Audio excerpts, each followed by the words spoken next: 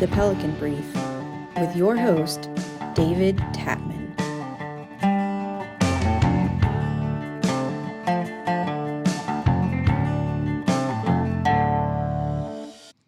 Welcome to the Pelican Brief. I am your host, David Tatman. We have a great show for you today. I have with us a friend and a community leader in Baton Rouge who has been focused on traffic issues in Baton Rouge for a very long time. And I can not only do I consider him a friend, but very knowledgeable about this subject matter and really working to try to find some solutions to help address our problems with traffic. So welcome, Coleman. Thanks for coming to the show. And why don't you tell us a little bit about yourself?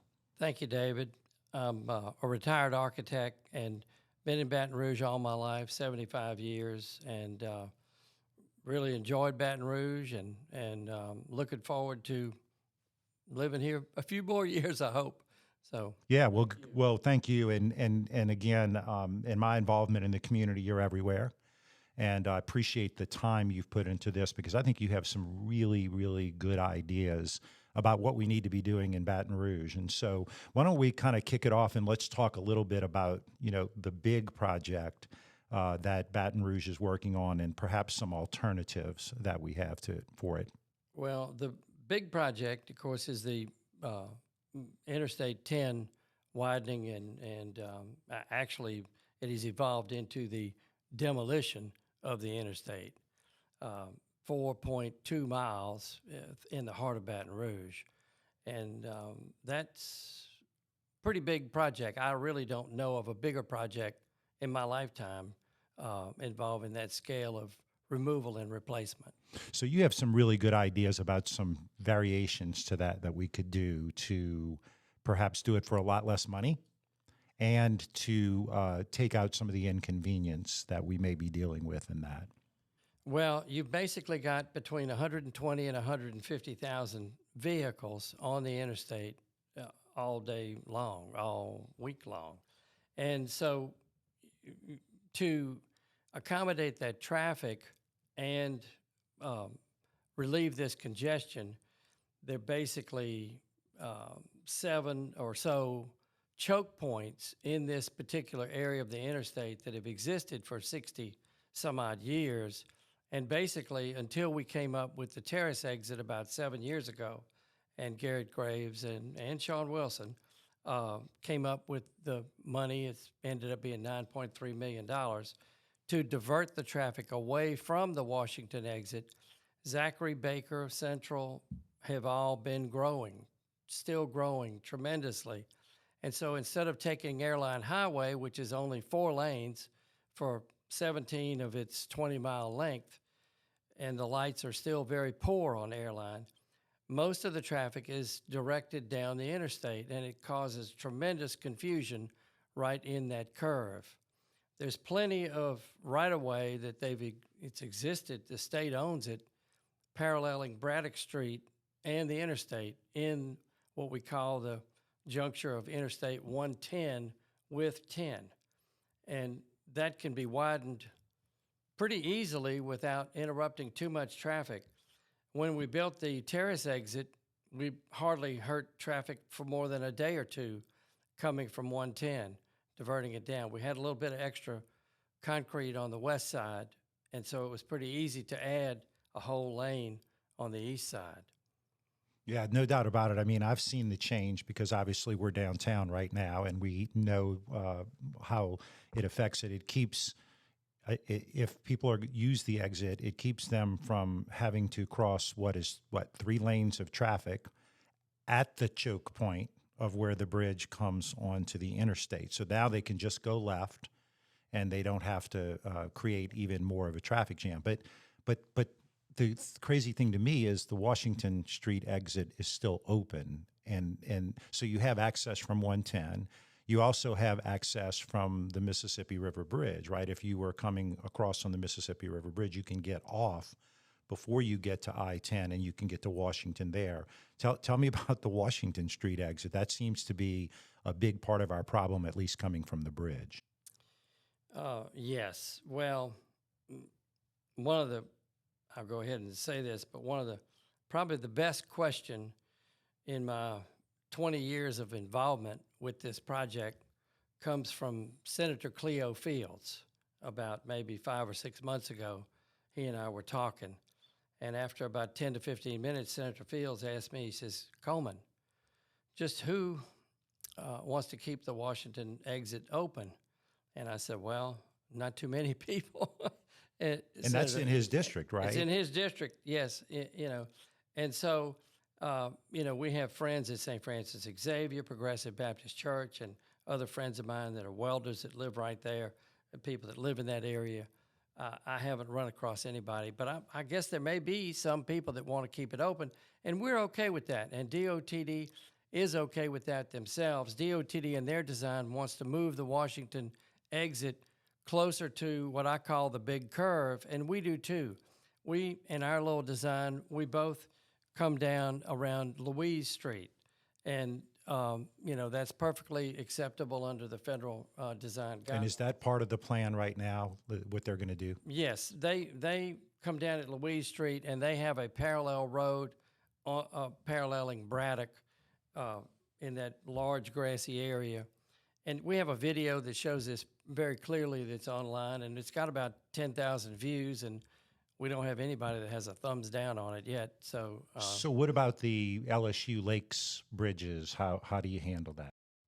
Well, that's actually called City Park bridges. City Park bridges, right. Okay. And we keep those bridges intact. There is some repairs that need to be done, and we discovered on our end that some acid wash at the base of the columns, but that can be repaired. DOTD had done 2 studies, but they had missed that, and I don't know why they missed it, because it could be bad. So under the current plan, there is no attempt to address the City Park bridges? I'm going to get that right. On DOTD's current plan, they want to demolish those 2 bridges. They want to demolish the Nairn Bridge, which connects South Downs with Valley Park. It's very critical if Acadian and College, either of those streets have problems, which, as you know, there's 4 elementary schools right in that whole area right there that feed from the whole parish.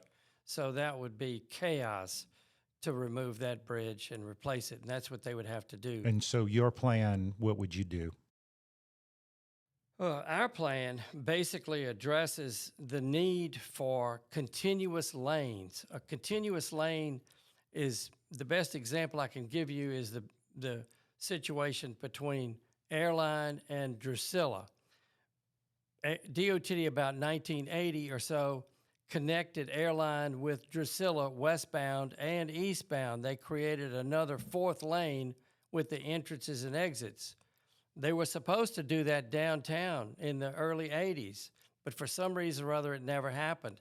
So what you have basically causing a big clog every day, all day long, is the short entrances at Perkins and Acadian, Dalrymple and Louise, Dalrymple and Washington. All of those cause people to basically get the interstate down to 2 and 1 lane as they're merging, because you're so concerned about merging, you don't have enough running room ahead of you to get it done. So that's what our plan does. So in my part of the world, that would be similar to the space between Bluebonnet and Essen, where there is a continuous lane coming onto the exit that you can actually keep going and never really actually change lanes and get off at Bluebonnet. That's what you mean by a continuous lane? Well, that's a separate continuous lane, another really, really good example of it. But basically, the continuous lane is a 4th lane that not only is it extremely safe, because if you have a problem on the 3 lanes that you currently have, you can move over to the 4th lane, and then it makes it very easy for people coming onto the interstate. They have 1,000 plus feet, 1,500 feet to merge, as opposed to 500 feet. Right. Or 400 feet. Some of these things are really bad. Mm-hmm. Too close, right? What is the standard of how many feet these exits should be You really apart? need to have about 1,000 feet or more on any of these entrances and exits. And so the continuous lane is really like getting a free 4th lane. And in our plan, like at Perkins Road, Fred Rayford, we had Perkins Road. We were extending the 500 feet that we had, another 500 feet. Well, Fred said, hey, just continue it, bring it all the way down to City Park Lake. So we revised our plan and got it to be 1,600 to 2,000 feet, I think. It works out really well. So one of the things I notice in Baton Rouge traffic is the fact that I don't have a lot of alternate routes, and so I know that there's been a lot of talk, and you have talked about Airline Highway, about enhancing that. Do you want to talk a little bit about some of what your plans would be in that arena? Airline Highway needs to be widened to 6 lanes 30 plus years ago, at least. The late Ken Osterberger wanted to make a West Bank Expressway type solution around the whole thing. And Governor Edwin Edwards, didn't necessarily like that idea for one reason or another. But basically, and we're not advocating that at all, because what we advocated was the widening of Airline Highway between Florida and Airline. Actually, it went to Cedar Crest, and that happened 15 years ago. I can't believe it's been so long. But that brought Airline Highway from an FF level of service, which is as bad as it gets. Many more babies were being born almost on Airline Highway than in the woman's hospital. Brought it up from a FF to a B level of service, and it's remained pretty much a B ever since. So what we're saying is take the whole 17 miles, which it's in the MOVE EBR program to widen it, and go ahead and get that done right away. That tax passed in the fourth quarter. The city passed the tax in the fourth quarter on a federal road. That money really should be coming from federal and state money, but the city is going to be paying 100% of the widening of Airline Highway, and that is long overdue. So I remember Mike Walker talking about that. Do you remember when Mike Walker was talking about doing some flyovers on Airline Highway? Are you familiar with that? He was a Metro councilman, ran for mayor. Do you recall that? Yeah. And that was that part of your group's plan? Or because I know that, when you do a raised highway, it changes the whole nature of the community and the neighborhoods and so on and so forth. I think what he was talking about is at some of the busier intersections doing flyovers. Well, when he talked about that, that was 15 to 20 years ago, probably. Right. So there have been some new things. The Sherwood Forest and Airline has only half of a continuous flow interchange. And Mike Bruce with ABMB, it's now Stantec, came up with a great idea. It was developed in Mexico with what they call a continuous flow interchange. And it works really well, but it still needs to be completed to get 100% of a continuous flow interchange at Sherwood in Florida. It's almost like a rural red light at, for instance, Waterproof, where it's red and green, and there's no more left turns either way. And it's a brilliant solution, and it doesn't take up, it takes up a little bit of land, but you have a lot of right-of-way on Airline Highway to do, maybe if you can't do full continuous flow interchanges, you could do some half continuous flow interchanges at some of those critical intersections like Old Hammond. You got to think about it. You got to work on it a little bit. But those kind of things can be done, especially on Florida Boulevard.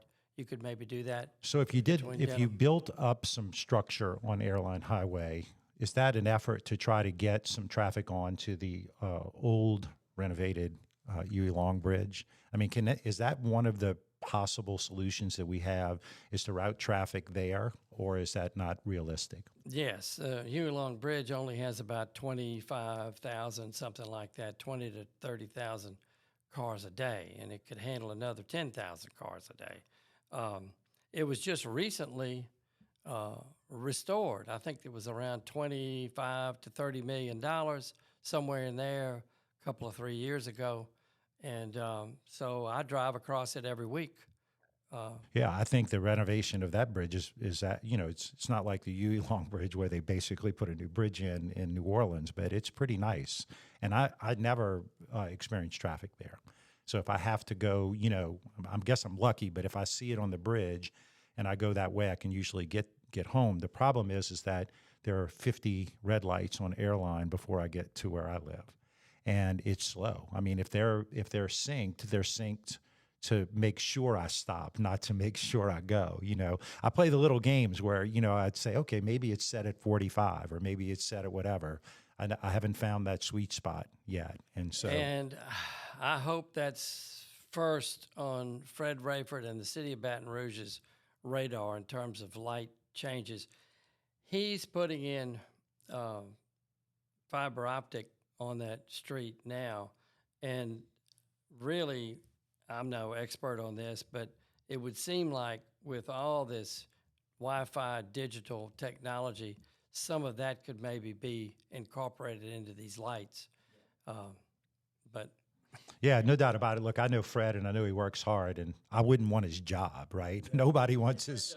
He does a great job, and yeah, but he's working within what the structure is to work with. So let's talk a little bit about I'm going to call it the new bridge. All of this conversation about the bridge that's going to be downriver. Can you talk to me a little bit about how you feel about that and about what you think that can or won't do for our traffic issues in Baton Rouge? Well, I'm not as big of an expert on the new bridge as I'd like to be, because I've been so concerned about this plan, which would basically devastate the economy in Baton Rouge. And I've tried to focus on solving this problem, which I think is fairly easy to solve for probably $100 million to $200 million. But the new bridge, everybody's been asking about it for years. And of course, we're pretty much stuck with the bridge that we have, with 6 lanes coming across. There's not much of an opportunity to add to that bridge. What do we do on either side? It's, let's solve the simple things first. But on a new bridge, former Representative Gary Forster out of New Orleans wrote a very interesting op-ed for the paper last summer. And he suggested taking the Highway 415, which is in Port Allen, having it extended paralleling the Intercoastal Canal to Plaquemine, and actually on the west side of Plaquemine, there's some new opportunities with some new roads that have been built in that area recently, extending it on the west side of Plaquemine down to the Sunshine Bridge. There's an 11-mile stretch between White Castle and Donaldsonville that's still 2 lanes.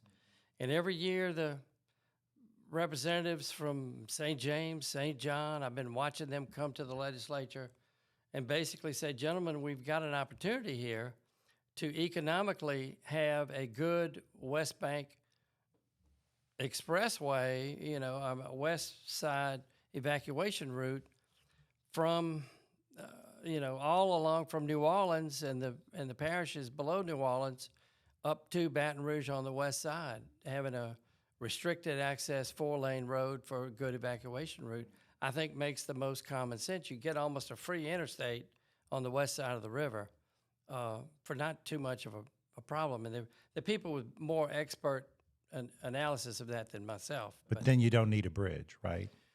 Well, to send that traffic to New Orleans, you don't need a bridge. But conceivably, we would need a bridge as Plaquemine and Baton Rouge continue to grow on that side, the industrial connections. Even if there's one car that contains Exxon, Shell, Mobil, Chevron, and Executive trying to get back and forth to their plants south of Baton Rouge from Houston, even if one car goes across that new bridge, it might pay for itself if it contains those engineers. And I've heard from some friends that have some sporting goods places that those guys are not coming back until we get one. So I think it's funny that we still call the Horace Wilkinson Bridge the new bridge, and it's what, 52, 53 years old? 60 years okay, old. yeah. So it's my age actually, and I'm feeling the wear and tear. So I'm sure it's feeling the wear and tear, right? I think one of my and I'm no expert on this. I'm just a podcaster and a lobbyist in my spare time.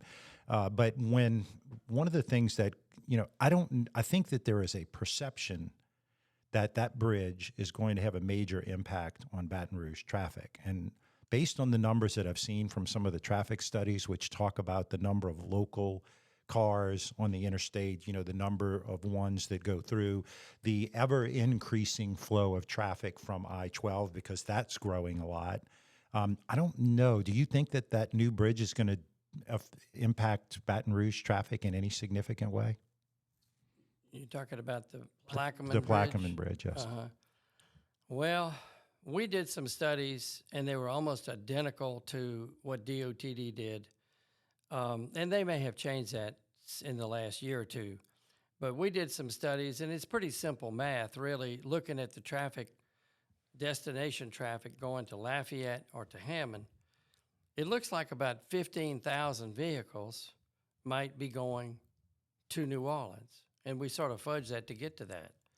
So DOTD came up with the same number at the time, So am I answering your question? Yeah, but so you still have 135,000 cars going across the bridge, right? And that is today's numbers, because by the time that bridge gets built and all the infrastructure around it, are there any studies out there that talk about the projections from that sort of, So I guess my point is that right now we're building infrastructure for what our problem is today, as opposed to any sort of vision about what it might be in the future.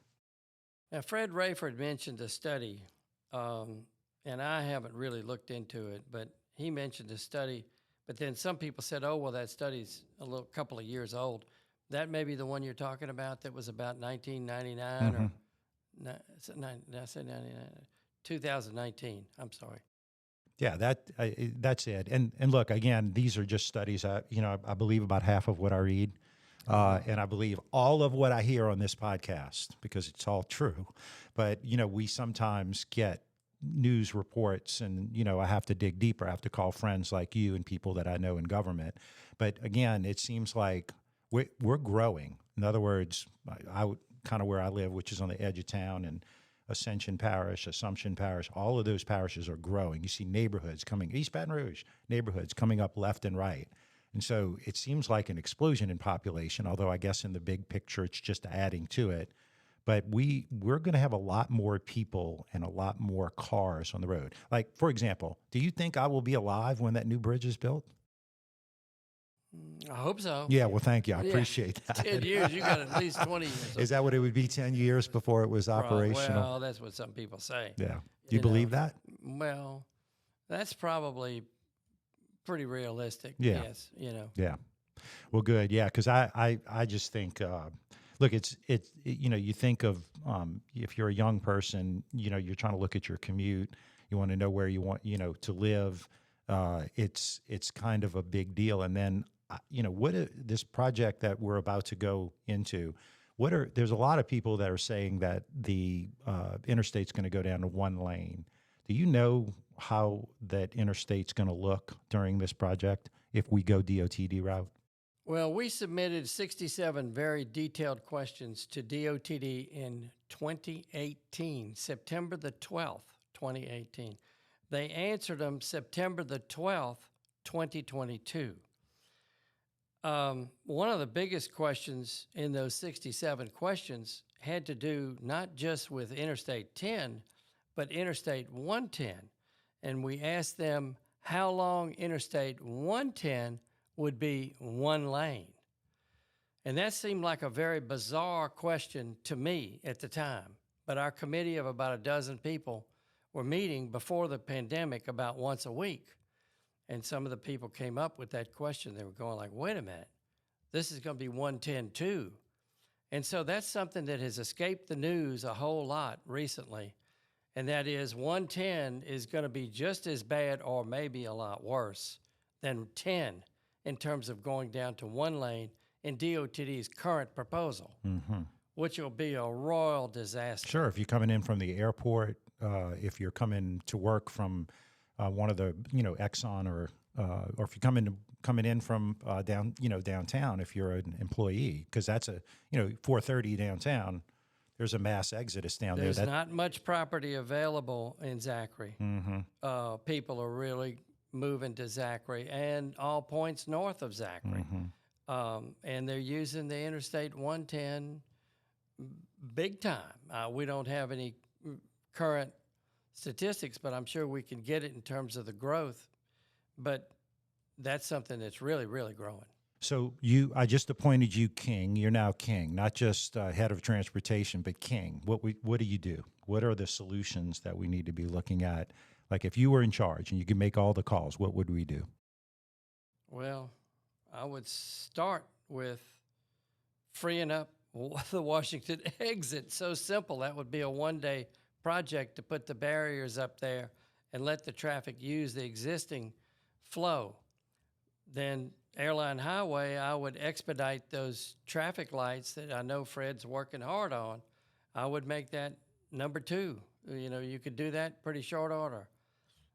Begin widening Airline Highway. When the mayor's office called our committee and asked us what to do in 2017, we said widen Airline Highway was the number 1 thing on our list. Well, I didn't realize that she wanted us, the city of Baton Rouge, to pay for a federal road. But I would go ahead and widen it with the $100 million that we had. Probably going to cost a lot more than that now.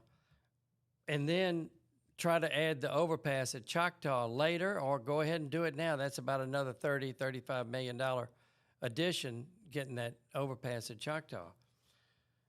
I would try to get that traffic off of 12 onto Florida and clean up the lights on Florida and have a lot less restricted entrances and exits on Florida. You've got an ideal situation with 8 lanes from Florida to Denham Springs. It's like an interstate, and you only have about 35% less traffic on Florida now than you used to have a while ago. I don't have any current stats on it, but get Florida as almost like an interstate, you know, with some more restricted access. Those are simple things, and Fred has had some great ideas on O'Neill Lane, connecting it to South Choctaw's extension. Those things are already in place, just needs a little bit more improvement. Certainly, like we talked about earlier, O'Neill Lane and Range, get those improved like they did a great job over on Essen Lane. You know, I think it's working pretty well on Essen Lane. I think the whole of Baton Lane doing way better than it used to. Oh, no doubt about it. You know, so whatever they did there, they could certainly do out on those other projects. Something that people haven't really ever talked about, we could spend $2 billion on this Interstate 10, and it would still be broken because Airline Highway and Sherwood are a jam-up thing every afternoon. So westbound, you would still have all of that traffic jamming up at Airline Highway when they're on the interstate going west. So the simple thing to do there is build another 4th lane over Cedar Crest and connect it to Sherwood. You know, you get a free 4th lane, more or less, with just one little addition, right, going over the little Cedar Crest flyover there. You have to kind of go slow. I don't want to go too slow through there, but you can see it pretty easily when you're driving that way. So, yeah, unless we do that, those are simple things to be done. We could do those right away, but I don't think it's on the plans anywhere. Maybe Capital Region Planning Commission might have some thoughts on that. I'm sure they do. But, you know. So those are some simple things to do. I could keep going. Oh, towing. Towing in 2008. We had an instant tow law by Senator McPherson, and I don't know where he is right now, but he'd be a good one for us to talk to. Yeah. But he passed an instant tow law, and they used it about 11 times in 2011, and then DOTD is still having trouble trying to find the report of why we're not using that 10, 12 years later. But we're doing those nice little DOTD tow trucks, but we had a situation in Baton Rouge that we really needed that instant tow law because you've got all these tanker trucks coming through town, and, you know, Roadrunner Towing is equipped to handle that. One thought that we had in mind, and I know it's maybe needs to be worked out, but we had at 10 and 110, we had a little crossover that the late Smokey Bourgeois and I were thinking about where we could have an emergency vehicle right there on the interstate. And Roadrunner Towing told us for a nominal amount, maybe it was under $100,000 a year, they would keep somebody there in the critical times, a big tow truck there to get things out. But towing changed in 17, 18 years ago. Mayor Holden decided to have towing by the middle of the river. But before that, we used to be doing towing by direction, reverse direction. So the police would block it off, blah, blah, blah. And then if we had an accident on top of the bridge, we would be able to approach it the opposite way pretty easily. So those are some simple things that we've been trying to talk to the mayor and the police chief on in here. Port Allen people have been extremely cooperative. And people on the west side are easy to reach, extremely cooperative. And that's another thing I want to say, too, about I've attended a few of these Capital Region Planning Commission meetings, and the mayors and the 17 or so mayors, I have been just amazed at how smart these mayors are and really understand things like, I'm kind of getting off the subject, but you asked me some simple things. Look, I think that's what we were looking for, and the reality of it is that you're out there looking for solutions. You're not just, you're not sitting back, and I appreciate that. You've been, you're retired, right? You don't have to be doing any of this. You could be sitting in your backyard. Much rather be fishing. Yeah, I like that too. So much rather be fishing. Yeah. I would always much rather be fishing. How's that go? A bad day of fishing is better than a good day at work. Oh, yeah. So I like that too. So I know you're out there. You're talking to people. If people on our podcast want to get in touch with you to either get you to come speak to their group, or they just want to reach out to you to discuss these issues, how do they get in touch with you? Well, my cell phone is readily available, 225-636-9080. And then we have the beginnings of a lot of our documents and everything are on ebrsolutions.org, ebrsolutions.org. And we'll make sure we post all of that up on the board and on our tag for our show. So I want to thank you for coming in and being with us. You're a gentleman and a scholar. We are the Pelican Brief, and if you would you want to follow us and subscribe, we are at the Pelican Brief 225 on all of the social media platforms. If you would like to email us, we are the Pelican Brief 225@gmail.com. So thank you for being here. We thank our audience. I think your message is going to reach a lot of people who make those decisions, because that's who our audience is right now. And hopefully they will reach out to you, or they will gather this information up and ask some really good questions. So we're going to post everything that you have up on our platform. So thank you so much again for being here. We appreciate it, and we are out.